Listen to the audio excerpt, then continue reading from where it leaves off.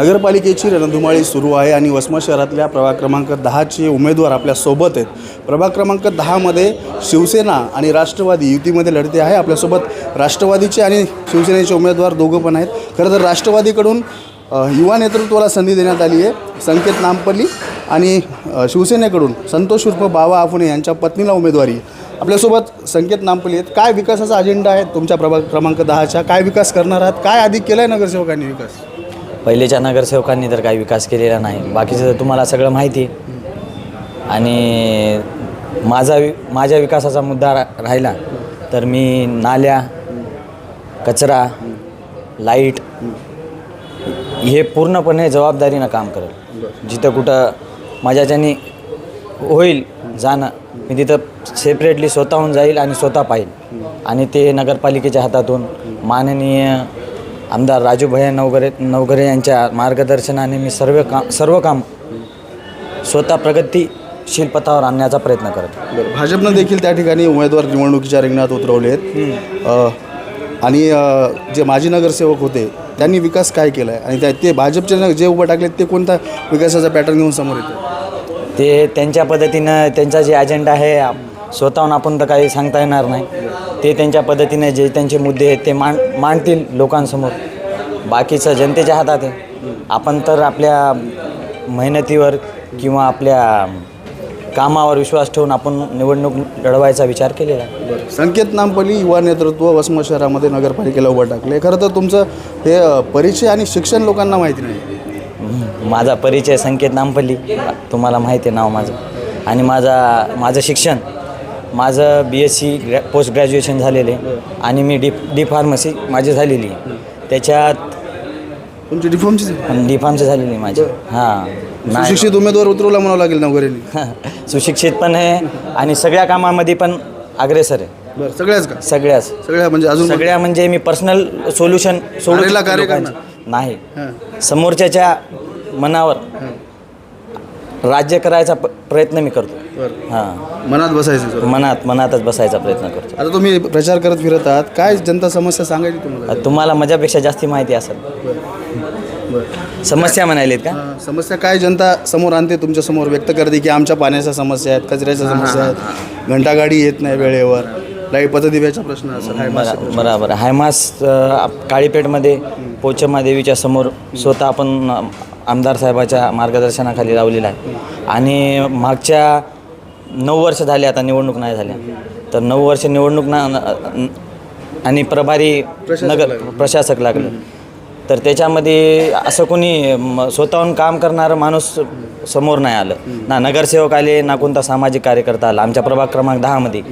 तर त्याचा अजेंडा मी स्वतः हातात घेऊन सगळे कामं करत आलेलो आहे.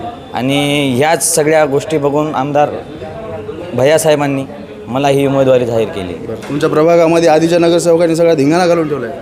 आता ते तुम्ही बोलू शकता, आपल्याला काय सांगता येईल. आपल्यासोबत शिवसेनेचे देखील उमेदवार आहेत प्रभाग क्रमांक 10मध्ये. खरं तर हे आमदार संतोष बांगर यांची विश्वासू सहकारी आहेत आणि यांना उमेदवारी मिळालेली आहे. काय प्रभागाच्या समस्या आहेत प्रभाग क्रमांक 10मध्ये? प्रभाग 10मध्ये उमेदवारी मला आमदार साहेबांनी विश्वास टाकला. संतोष बांगर साहेबांनी यांच्यावर मला विश्वास टाकला.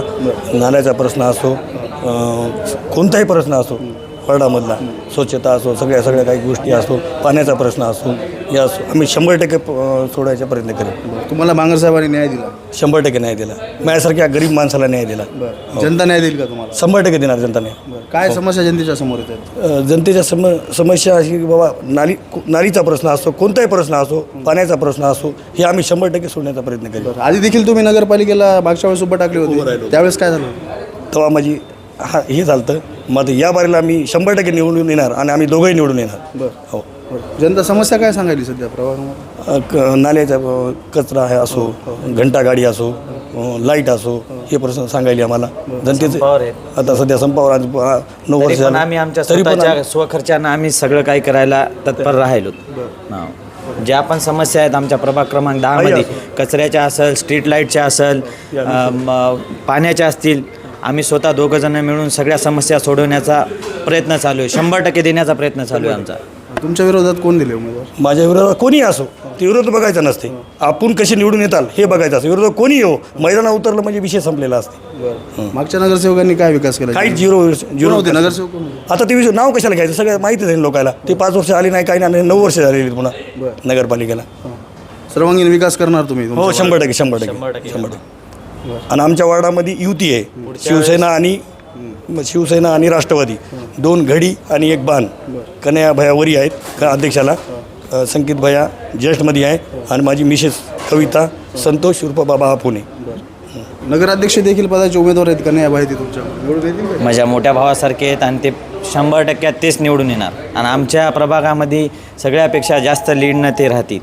सगळ्या प्रभागापेक्षा आमच्या प्रभागामध्ये सगळ्यात जास्त लीडनं ते राहतील. काय बांगर साहेब इकडे येणार आहेत का प्रचार? बांगर साहेबाला आणू आम्ही. माझं बांगर साहेबाला जर असं कमी जास्ती झालं बी तरी पण आम्ही प्रयत्न बांगर साहेबाला आणायचे 100% करणार. किती जागा दिल्यात बांगर साहेबांनी? युती असल्यावर जर असं कमी जास्ती होत असते ना. युती आहे, शिवसेना इथं, राष्ट्रवादी युती आहे. इथं आमदार साहेबावर विश्वास टाकलेला आहे. तुम्ही म्हणाले ना बाबा आमदार साहेबांना बेबी फॉर्म पाठवले, असं काही नाही. कमीच पाठवले पण असं नाही, असं विनायक अजिबात नाही. सातपुतेवर अन्याय झाला असं म्हणतात. अहो आम्ही असं म्हणत नाही. आता मी 20 वर्ष झालं थांबलेलो आहे. मी 20 वर्ष झालं मी थांबलेलो आहे. मला आता तिकीट भेटलं. शिवसेनेने आता न्याय दिला. संतोष बांगर साहेबांना मला आता न्याय दिला. नक्कीच आपण पाहू शकतो की प्रभाग क्रमांक 10मध्ये राष्ट्रवादी आणि शिवसेना युतीमध्ये लढते आहे. आणि राष्ट्रवादीचे उमेदवार आहेत संकेत नामपल्ली आणि शिवसेनेचे उमेदवार आहेत बाबा पुणे. येणाऱ्या काळामध्ये प्रभाग क्रमांक 10ची जनता यांना निवडून देणार का हे पाहणं महत्त्वाचं आहे. आणि त्यांचा सर्वांगीण विकास आम्ही करू जनतेचा त्या प्रभागामधल्या, अशा प्रतिक्रिया या दोन्ही उमेदवारांनी दिलेल्या पाहायला मिळतात. दिनेश कुलकर्णी, वक्रांती न्यूज, वसमत हिंगोली. ओके.